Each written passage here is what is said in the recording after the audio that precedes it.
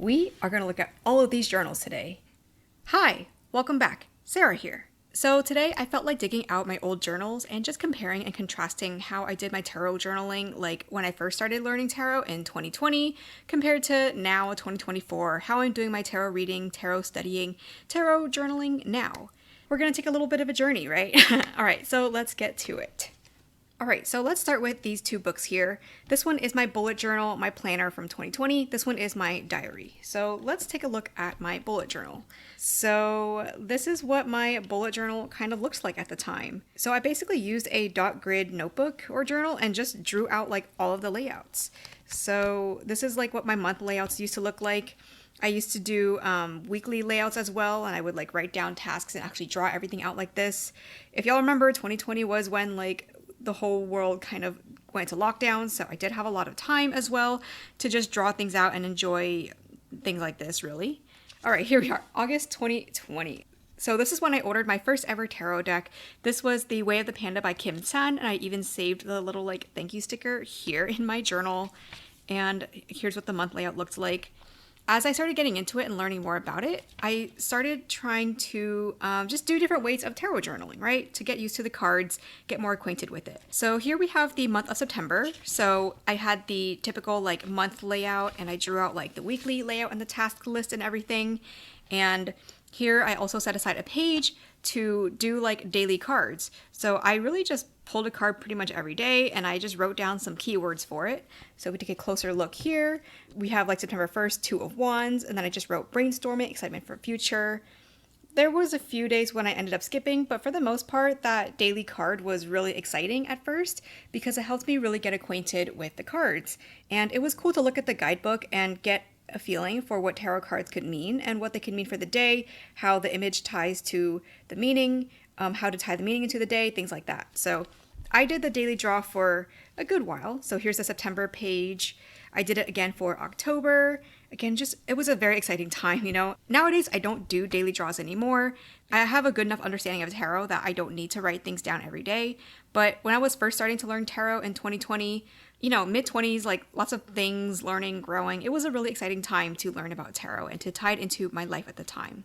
And then in November, here's the cover page for November, I decided to stray away from doing just this typical like boring list of a page. And so I added in like these, just this layout here. So I would start with a reading for the week. And then I even drew out boxes so that every day of the week I could write down more notes about each card. So let's take a look here. Let's see. I did a basic spread that I learned from Katie Flowers. It was release and receive, very simple 2-card spread. This is a simple message for the week. I even wrote down the deck I was using. And then here we have Monday, Tuesday, Wednesday, Thursday. Yeah, it was basically another daily draw. And then at the end of the week, I would write down a reflection. It felt so exciting. I felt like my life was so put together when I was like doing all of this daily draw and reflection and weekly draw and reflection and everything. And here it continues on. So more weekly spreads and daily cards as well. And then writing down reflections at the bottom here. I even tried writing down like a routine for myself. Beginning of week, do a basic spread every day, pull a card, reflect on meaning. End of the week reflections. Like I just felt so excited. You know, my fantasy self was thriving here. My fantasy self was my real life self here. You know, writing so much about tarot, having deep reflections every single day. And then as you can see, I definitely just kind of fell off of it for a little bit. That kind of practice like was exciting for a couple weeks, but doing it every day or doing it long term, it kind of gets boring. It gets repetitive. So yeah, I definitely fell off of the like daily draw weekly card reading like pretty soon.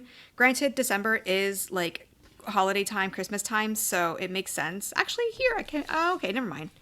I got back into it here. But you know, being the holidays, like it makes sense that it's just harder to stay on top of this thing. And again, not just the holidays, but like not every day is like a deep reflection kind of day, which I quickly found like with daily draws, like it's just not as exciting long term or like every single day. Let's see, here's another, okay, so here I used to write tarot readings in my journal as well. Here's a couple of like post-its I got from Kim San's site as well. Couple of like spreads and reflections here. And then here's a Celtic cross reading that I did. So in my, my bullet journal, my planner, I also wrote like some readings here. This was freeform tarot journaling when I just didn't add the washi and the extra decorations and just wrote it out here. So that's a quick look at my bullet journal, my planner, my initial tarot journaling in 2020. Let me show you also what I did in my diary. So at the time, this bullet journal is for like task management and planning and everything. And I had a diary as well. This diary, as you can imagine, is like for my actual thoughts and feelings, my other journal stuff. So here's an example of me incorporating tarot into my diary entries here. So here's the question of the topic. I want some guidance for my 3-year vision. The spread here is best case scenario, worst case scenario, and probable outcome. So I just drew cards and then I just journaled about anything that was coming up for me at the time. Here is me drawing some more cards randomly. I didn't have a spread for this part. I just drew like 4 cards, I think, for each one. Yeah, all the cards that I drew, all the journaling, the writing that I did. So that was fun. Here is another example of tarot journaling. In addition to doing like occasional spreads and reflections in my journal, I also just occasionally drew cards and used those as prompts. So for example, with Draw Earth, I remember this was from the Threads of Fate Oracle, I believe. Anyway, don't quote me on that. But anyway, so with Draw Earth, asking you to take a break and relax. So I wrote, yeah, tomorrow we're finally holding the Halloween party. So I was excited to withdraw from like regular responsibilities and do party planning responsibilities instead.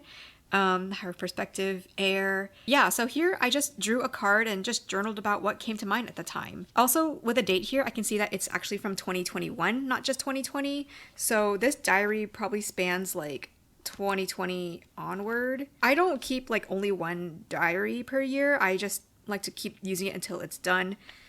So yeah, that's some more examples of tarot journaling, just drawing a card and writing what comes to mind. Here, I had recently started doing readings for people, so I even just started like drawing cards for them. So like, let's see. So what do people think of my readings? And I just drew 2 cards and I wrote some ideas on what that meant here. Introspective way of using the tarot, right? And then this page here. So like I showed in my bullet journal, I used to have like spreads in here. So here's my Celtic cross reading that I did in my bullet journal. So you can do the same thing in your regular diary as well. So I found that like it was just more fun or easier, I guess, to just write tarot readings in my diary instead of like in my bullet journal, because whether I was using cards or not, it just felt like the ultimate goal is just to reflect on my stuff, right? So I had my regular diary entries and I also had my tarot readings in here. So in this spread or this reading, I wrote the cards here, wrote some reflections, and then I used another pen to write down like the additions from the guidebook here. So it really stands out, the pink versus the black. So yeah, that's an example of my old diary and all the tarot journaling I used to do. It's really funny looking at my diary from then versus my diary now because, oh my god, literally look at this. This notebook is so much thinner than this notebook. Granted, this notebook is like an extra size. I don't remember what it's actually called. I just know it's a moleskin notebook. And I know that it has like extra pages, so it is meant to be like twice the thickness of a regular notebook, but it's just still kind of funny how big my diary is now compared to this diary. So speaking of this diary here, it spans from December 2022, which I bought for $33 at a local mall. It's 2024 now, and I still have so much left of this diary to use. So I think this is a good purchase. It's just very satisfying seeing like everything all in one place. So tarot journaling, right? Okay, so I was a part of Don Michelle's monthly medicine for a little bit, couple years ago, and I was really excited to do all the spreads and do more readings. So here, 2023, I guess it's only last year, not just a couple years ago. So Don Michelle's spreads and monthly medicine was really helpful, really cool at the time. Like I mentioned in my previous diary, I just wanted to write down my tarot readings in my regular diary. So here, spreads, interpreting the cards, very straightforward stuff. I also wanted to incorporate more like monthly reflections as well as yearly reflections in my journal. And what better way to do that than by using cards as prompts, right? Okay, so I did like March review, April predictions, April review. So I would draw cards for every month. I would use like a big Wheel of the Year spread where I drew like 3-4 cards for every single month. So Every month had like the theme. It had 3 cards, the energy, mindset, spirit of the month. And for spirit, I drew like 3 cards because I just wanted to be extra and I just really loved playing with cards. So as you can imagine, as in some New Year's resolutions tend to go, at the beginning of the year, I felt so like empowered and excited about this new practice. So with this monthly reflections or predictions, like it was really exciting for me to write about each card, look at the guidebook, and envision my month being a great month that day, that year, that month. And as it got on later in the year, I just didn't do that much. But it was exciting while it lasted, and it's okay to just play with things and try out different things, different practices, different activities. Just find what works for us, right? So here's another example of a tarot reading that I did. Here I tried writing about reflections again, May tarot cards, reviewing my April tarot. You can see that like things just got messy here. Oh yeah, this is like fine. I'll show you the pictures. This was my first full-time job. Me when I got proposed to. This is our wedding photo shoot. Nice times, right? Okay. Oh yeah, this is an inner child reading that I did. I even wrote a video about it because I found it was so profound for me. Let's see, more tarot journaling. Okay, so this was me trying to make my monthly cards an actual thing, and it worked for a couple months. Here is the October one. So this one, I just continued trying to do that. I also started adding more stickers and stuff into my diary around this time. And then here is the November page where I just could not be bothered to go back and write some stuff. It was really fun decorating it though. Here's us going on a picnic date. Yeah, it was fun to decorate, but I literally have not. This was when I knew this practice was done. I cannot keep up with this, but that's okay. I stopped doing tarot journaling, tarot readings in my diary after 2023 because this year I was gifted a tarot journal of my own by my friend Katie. So this one is a Hobonichi Day Free, the A6 version, A6 size.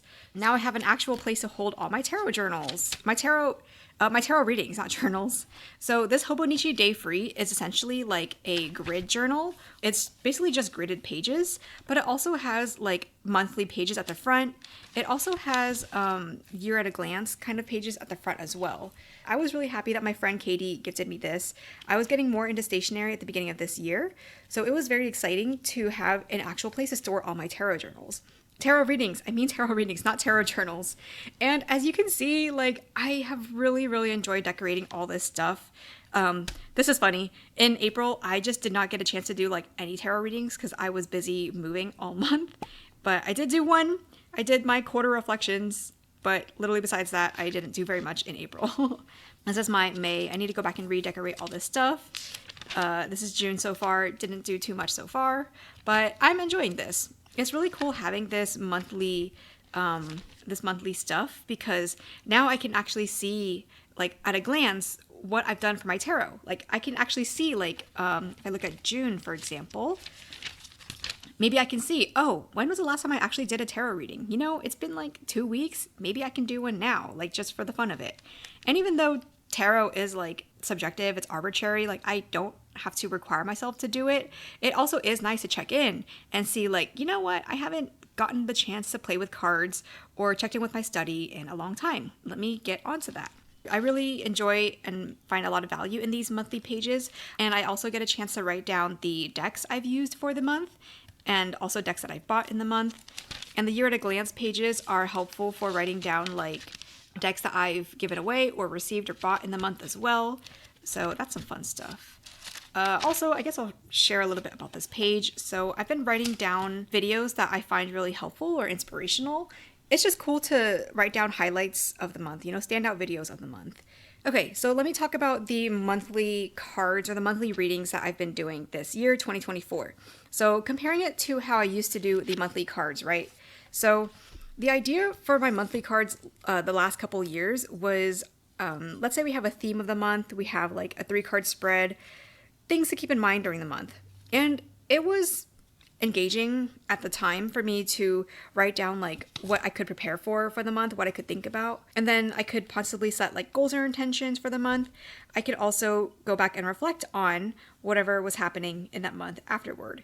But like I mentioned, that practice just wasn't like working for me, as evidenced by this just being completely blank. I just was not interested in continuing this. And I feel that it's because I just don't want to make like such a big, arduous, like laborious deal about everything anymore. I just don't feel the need to like really think about the next 4 weeks like as a chunk. This is just too much time and energy that I just don't feel like is valuable or serving me anymore. And I also don't feel like it's necessary for me to always do deep reflections on everything. I just want to be constantly like moving forward, looking forward. And reflections, I can think about them or write about them, but I don't know. I just didn't find the value in having a whole separate like section for this as I thought I would enjoy.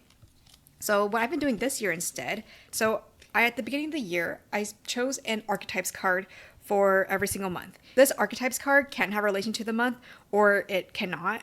Like, I just don't want to keep trying to apply every single reading to myself at this moment.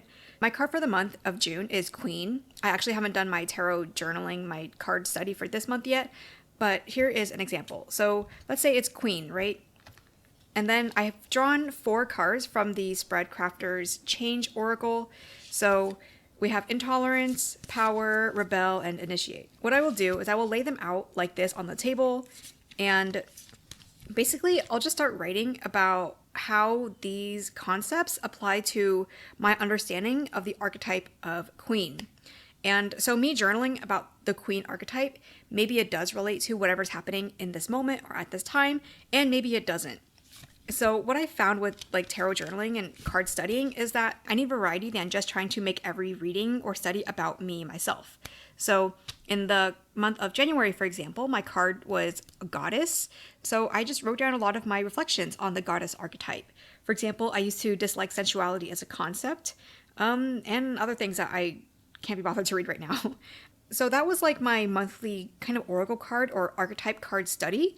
I also had a monthly like tarot card reading. So the way that I did it was I did draw a single tarot card for every month, and then I just drew 2 other cards to go right by it.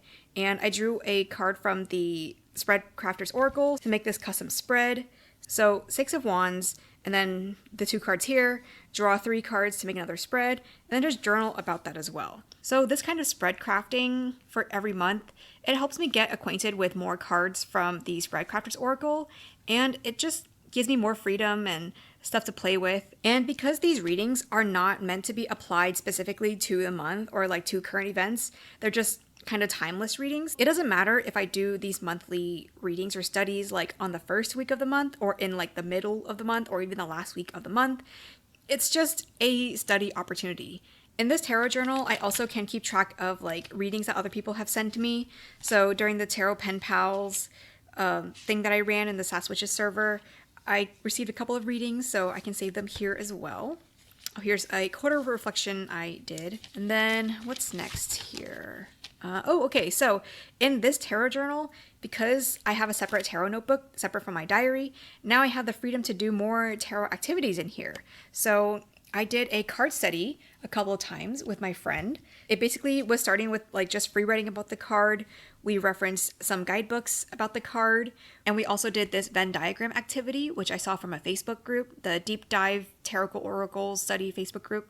We challenged ourselves to find keywords for each card exclusively, as well as keywords that could apply to both of these. So for example, this one we did the Knight of Swords and the Eight of Cups. So Knight of Swords can be logical and ego-driven. Eight of Cups can be emotional, new chapter. Together, or what they have in common, it could be self-defense, preservation, clear mind. And the words in red here are keywords and stuff that my friend came up with at the time, because we were doing this tarot card study together. And we also thought about practical application. What are some actual examples of how these cards could be applied to our lives? So yeah, it's really cool to have a separate notebook, because now I can have more like study in here. And as you can also see, like the elephant in the room, is that I have been decorating like so much more now than I did before. Like, if you look at my diary from 2020, like, this is what it looks like versus this is what it looks like now. It's just so colorful, and I really enjoy decorating all this stuff and adding more pizzazz to these pages. So this tarot journal has been mainly for tarot readings and now occasionally tarot studies. Speaking of tarot studies, I'm also currently doing a card study of the Muse Tarot. So whenever I feel like it, I'll just draw a card or as many cards as I want and just write down my thoughts on those cards. So this is my way of doing a casual deck study. Sometimes I feel like I want to make a whole big deal out of the deck study. Like I want to have a whole deck interview and have like just a lot of the things to get acquainted and initiated with the deck. But I feel like all of that is just a barrier for me just actually getting started. So one day I decided I'm just going to pull out the Muse Tarot and study it some more. And here we are studying this deck. I've got this page here. I've got this page here. So yeah, this is another like thing I've been doing in the tarot journal. And in the theme of studying, I've also gotten notes here from our previous tarot meetup. So my friend Justin was teaching us a lot about Lenormand, so I was just writing down like the example readings that we were doing. We also practiced coin and charm casting, which I did not have a chance to write down like notes and stuff. I felt like charm casting is actually pretty straightforward for me, so I didn't feel the need to write that many notes. But yeah, here's Lenormand notes, charm casting notes. There's just so many more pages in here to be filled with more notes and practice activities. So yeah, I am really enjoying having a separate tarot journal. It catches all my readings, my card studies. It could even be like tarot activities here too. So yeah, really, really enjoy having this. And then in addition to this tarot journal that I'm currently keeping up, I also have another tarot notebook here. So this one was gifted to me by my friend like some years ago from Hawaii. The first thing that I put in this was notes of all the major and the minor arcana. So I wanted to make basically a guidebook for myself of all of the tarot cards. So I used the printer at my company at the time actually, and I printed out just all of these pages, all these little like cards here, and I wrote down some notes. It was probably from some website. So I've got the pages for the major arcana here, and then every single card has their own page here. The site that I used was www.learntarot.com. I find their meanings very broad, and I don't know, it just was very helpful. They have like so many meanings for each card here. I also referenced a Tarot for Beginners book to write down some basic symbology from the cards here. This definitely brought me back to my literature classes in school where we had to learn literary analysis, you know, learning to look at metaphors and analogies and symbolism and figure out what it means. Honestly, I didn't think I was like too great at that. So having beginner-friendly books that actually explain some of the symbolism helps me understand like actually what to look for in a card. So these are all the major arcana. I remember I kept this section open in case I wanted to write down like memoirs or examples or other notes here, but I haven't really done that yet, so these corners are all still very blank. And then we've got the minor arcana here. So the minor arcana, we've got a page for the suits, and then some numerology stuff here. So similar deal where we've got little small versions of each card here. Instead of grouping them by suit, I wanted to group them by number. That just made more sense to me. So here, Ace of Wands, Ace of Cups and Swords, and Ace of Pentacles. Yeah, that's pretty much my my tarot guidebook version of this. There was someone who commented on our previous video telling me about how they had like a mini 3-ring binder of like their tarot notes, and that sounds so much more appealing to me. But I have to hold myself back because I don't want to start a whole new system right now when this one already works fine. That's a common thing that we struggle with, right? Like, do I want to jump ship to something new, or do I want to keep with what actually works right now? I have to remind myself that this actually works right now. I don't need to jump systems yet. Also, jumping systems would be such a whole lot of work because I'd have to rewrite all of this, and let's not deal with that. So yeah, this is my little tarot guidebook section. And then earlier this year, I decided to just get started with adding more stuff into the front of it. So first, in the I don't know, the cover page here, here's a few ideas for tarot journaling. I think this one I came up with myself. This one was from a video by Kimberly Tan. She made a video that was like a bunch of ideas for creative tarot journaling. So the first thing that I decided to write in this book was basically a book review. So I had read The Language of Tarot by Jeannie Reed. I had conflicting thoughts about it. I enjoyed it and also did not enjoy some parts. And I felt like, you know what? I have not used this book in 3 years. I have not added to it. Let me just bite the bullet, dirty up some pages, and create something. So now I feel like I'm going to use this for book reviews and basically a catch-all for more tarot notes. So here's a 7-card spread from the book, The Language of Tarot, and then here's just some more notes that I wrote from the book before returning it to the library. I actually did this in a video once, practice combining cards, right? Where we draw 2 cards and practice combining their meanings together. I also thought it would be good to write notes on videos and other material, other media that I found valuable. So I went back to the video Top 10 Tarot Guidebooks by Lisa Papez, and I decided to just write down notes on what she thought were good guidebooks, because I do watch a lot of videos and a lot of them have really good information, but I feel like I also want to revisit them and or write my notes on them for myself to reference. And perhaps in the future I can write down either more notes from other people on their guidebooks or notes for myself on what I think would make a good guidebook for my collection. So far I've also written down like the study idea or activity idea from Tarot Magpie, Tarot Maths, so basically pulling 2 cards and then synthesizing the meaning to find a 3rd card. This is the study idea from the Deep Dive Tarot and Oracle Study Group. So yeah, this Venn diagram activity that I mentioned, and the rest of it is still blank. But I know that there is a lot more material that I can reference and write in here. There's more book reviews. I actually have a whole tarot playlist that is called Tarot Talk, which is all based around videos that are just informational about tarot rather than only focusing on decks. So yeah, I know that there's a lot more to write here and I have a lot more pages. So I'm excited to continue filling up this tarot notebook here with more tarot notes. So that is a look at all of my tarot notebooks currently and, you know, my old tarot notebooks from back then. This is quite a stack, right? Look how thick this diary is. I can't get over that. So yeah, oh my gosh. I hope you enjoyed looking at the past with me, this blast through the past. Let me know if you have any thoughts. Let me know if you have any of your old notebooks and have you referenced them recently? How have your activities, your habits, and things changed throughout the years? I am just curious to hear about it all. So yeah, well, that's all I got for today. Thanks for watching. Bye.